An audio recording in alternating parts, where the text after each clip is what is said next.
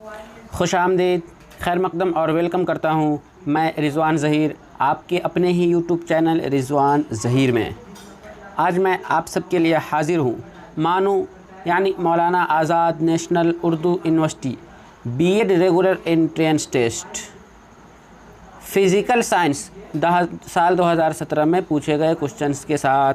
ये वीडियो मानू BEd entrance test 2019 के हवाले से बहुत ही इम्पोर्टेंट है, क्योंकि मानू में लगभग 30 से 40% क्वेश्चंस या सवालात जो होते हैं वो रिपीट होते हैं प्रीवियस ईयर में पूछे गए सवालात से। मैं इससे पहले तबीयाती साइंस यानी फ़िज़िकल साइंस के क्वेश्चंस नंबर 51 से 70 तक हल कर चुका हूं। अगर अभी तक आपने हमारे उन वीडियो को नहीं देखी है तो यूट्यूब चैनल पर जाकर देख सकते हैं। आज मैं बात करूंगा सवाल नंबर 71 से 85 तक। तो चलिए बिला ताख़ीर शुरू करते हैं। लेकिन उससे पहले आप सबसे एक रिक्वेस्ट करते हो कि अगर अभी तक आपने हमारे यूट्यूब चैनल को सब्सक्राइब नहीं किया है तो सब्सक्राइब कर लें और बेल आइकन को भी प्रेस कर दें ताकि हमारे हर एक वीडियो की नोटिफिकेशन आपको सबसे पहले मिल जाए। आज की इस वीडियो का सबसे पहला सवाल है, मंदरजा झैल से तवानाई का कौन सा ज़रिया शमसी ज़रिया नहीं है? ऑप्शन ए हवा, बी मद्दो जज़र यानी टाइड जवार भाटा कहते हैं जिसे, ऑप्शन सी अर्ज़ी हरारत यानी अर्थ हीट, ऑप्शन डी बरक़ाबी जिसे हाइड्रो इलेक्ट्रिक कहते हैं। तो इसका सही जवाब है ऑप्शन डी है, यानी हाइड्रो इलेक्ट्रिक ऐसी एनर्जी है जो सूरज से हासिल नहीं, तो बाकी जो हवा है यानी हवा जो गर्म होता है वो क्या होता है, सूरज की रोशनी की वजह से ही होता है। उसी तरह जवार भाटा जो फटता है जिसे टाइड कहते हैं वो भी सूरज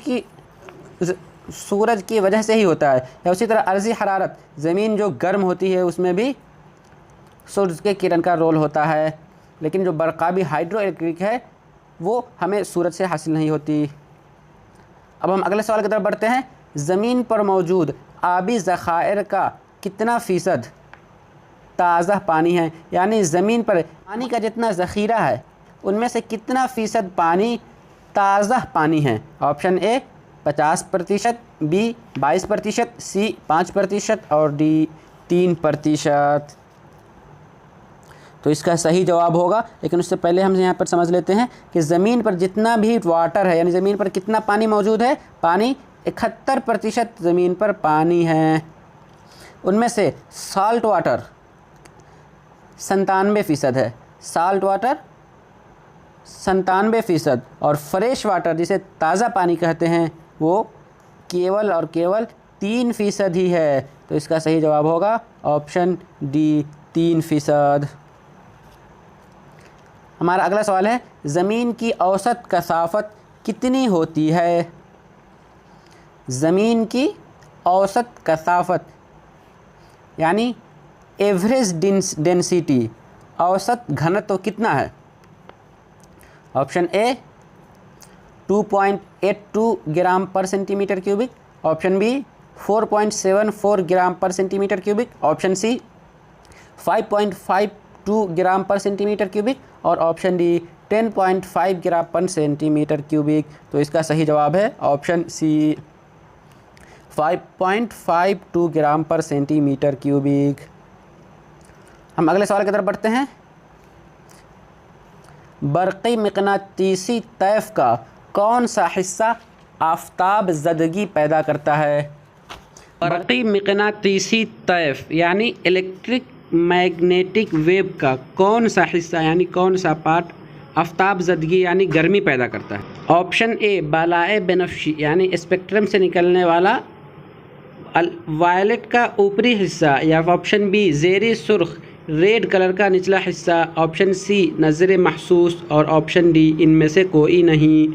तो इसका सही जवाब है ऑप्शन बी ज़ेरी सुर्ख यानी रेड कलर का निचला हिस्सा। अब अगले सवाल की तरफ बढ़ते हैं। अमूमन ज़लज़ले किस गहराई पर पैदा होते हैं? ज़मीन पर जो ज़लज़ला होता है जिसे अर्थक्वेक कहते हैं वो ज़मीन की कितनी गहराई पर होती है? ऑप्शन ए ऊपरी ज़मीनी सतह से 100 किलोमीटर गहराई तक, बी 100 किलोमीटर से 500 किलोमीटर तक, ऑप्शन सी 500 किलोमीटर से 700 किलोमीटर तक और ऑप्शन डी इनमें से कोई नहीं। तो इसका सही जवाब है ऑप्शन सी 500 किलोमीटर से 700 किलोमीटर की गहराई पर ही ज़लज़ले पैदा होते हैं। अब हमारा अगला सवाल है, हवा तेज़ी से कब ठंडी होती है? अब्र आलूद दिन में, यानी जब आसमान पे बादल छाया हुआ हो दिन के वक्त में। ऑप्शन बी, अब्र आलूद रात में, यानी रात के वक्त में जब आसमान पर बादल छाया हो तब हवा सबसे ज़्यादा ठंडी होती है। या फिर रोशन दिन में, यानी दिन के उजाले में जब दिन बिल्कुल साफ़ हो तब हवा ठंडी होती है। या सिर्फ निसफ रात से, आधी रात के गुजर जाने के बाद से हवा ठंडी होनी शुरू होती है। तो इसका सही जवाब है ऑप्शन सी, रोशन दिन में हवा सबसे ज़्यादा ठंडी कब होती है? जब दिन बिल्कुल क्लियर मौसम होता है तब। अब हमारा अगला सवाल है, कुएं में उतरने पर वज़न पर क्या असर पड़ता है? कोई एक आदमी कुआं में नीचे की तरफ उतर रहा है, नीचे जा रहा है, तो उसका वज़न क्या होगा? ऑप्शन ए, खफीफ सा इजाफा, यानी हल्का सा वज़न उसका बढ़ेगा। ऑप्शन बी, खफीफ सी कमी, यानी हल्की सी उसके वज़न में कमी महसूस होगी। या फिर कोई तब्दीली नहीं, नो चेंजिंग। ऑप्शन डी, इनमें से कोई नहीं। तो इसका सही जवाब है ऑप्शन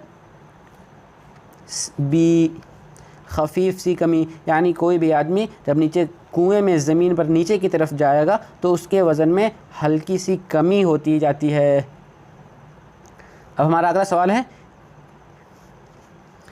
किस सैयारा का सबसे बड़ा कुदरती सैयारचा है? यानी किस ग्रह का सबसे बड़ा कुदरती नेचुरल उपग्रह है?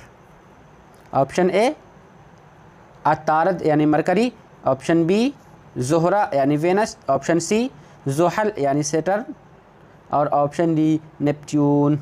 तो इसका सही जवाब है ऑप्शन सी, ज़ुहल यानी सैटर्न।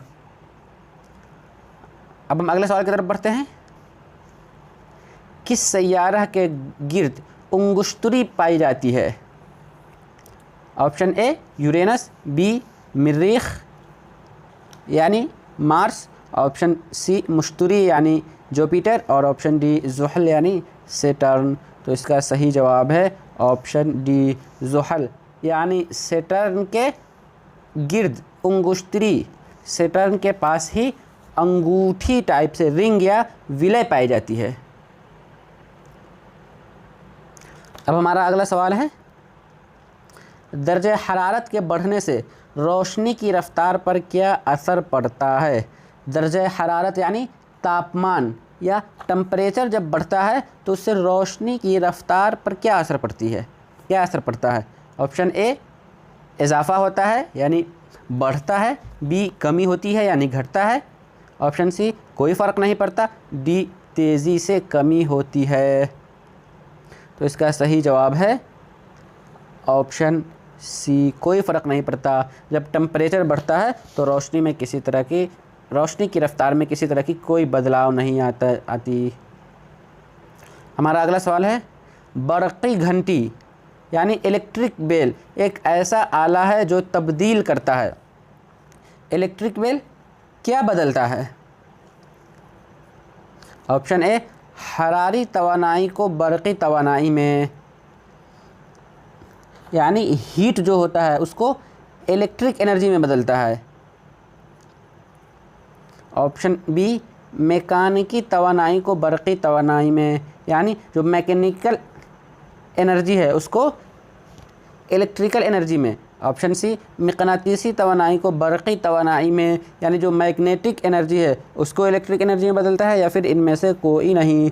तो इसका सही जवाब है ऑप्शन डी, इनमें से कोई नहीं, क्योंकि बरक़ी घंटी यानी इलेक्ट्रिक बेल का काम है इलेक्ट्रिकल एनर्जी को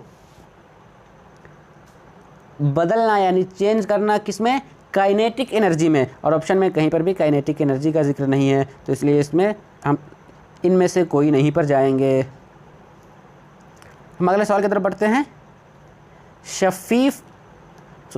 शफीफ आसमान का रंग नीला नज़र आता है।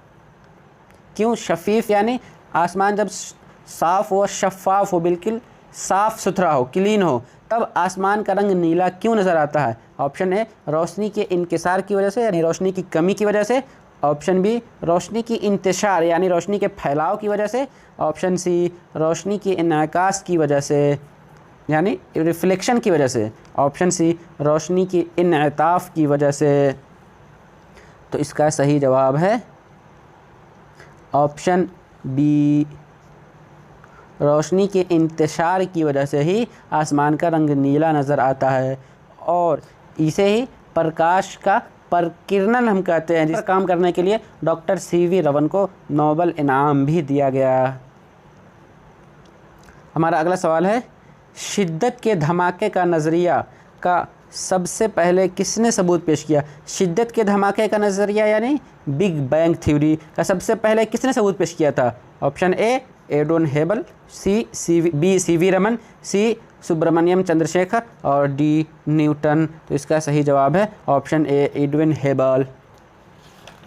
हमारा अगला सवाल है, लेकिन उससे पहले मैं आप सबसे रिक्वेस्ट कर दूं कि अगर अभी तक आपने हमारे YouTube चैनल को सब्सक्राइब नहीं किया है तो सब्सक्राइब कर ले और बेल आइकन को भी प्रेस कर दे ताकि हमारी हर एक वीडियो की नोटिफिकेशन आपको सबसे पहले मिल जाए। सवाल पढ़ते हैं, तिजारती मकसद से इस्तेमाल होने वाले न्यूक्लियाई बरक़ी प्लांट को ठंडा करने के लिए इस्तेमाल किया जाता है। तिजारती मकसद यानी बिजनेस या व्यापार के पर्पज़ से इस्तेमाल होने वाले न्यूक्लियाई बरक़ी प्लांट, न्यूक्लियर इलेक्ट्रिक प्लांट को ठंडा करने के लिए किस चीज़ का इस्तेमाल किया जाता है? ऑप्शन ए सोडियम, बी पारा, सी हीलियम और डी पानी। तो इसका सही जवाब है ऑप्शन डी पानी।